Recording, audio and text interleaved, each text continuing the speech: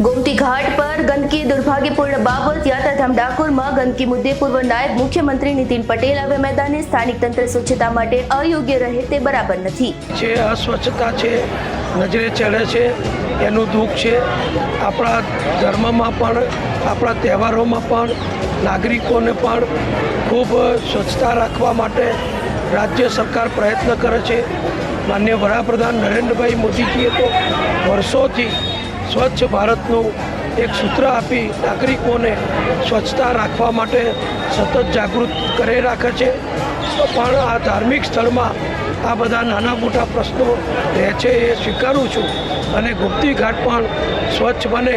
આમ તો પવિત્ર યાત્રાધામ વિકાસ દ્વારા અનેક ખર્ચા કરી અને સુવિધા ઊભી કરવામાં આવી છે, પણ સ્વચ્છતા અંગે નગરપાલિકાની વધુ કામગીરી થાય તો સારું રહેશે। બધા સિનિયર અધિકારીઓ આ બધી જ પરિસ્થિતિનું નિરાકરણ ઝડપથી કરશે એવો મને વિશ્વાસ। અમારી તમામ માહિતીથી અપડેટ રહેવા માટે જોડાયેલા રહો S9 ન્યૂઝ સાથે।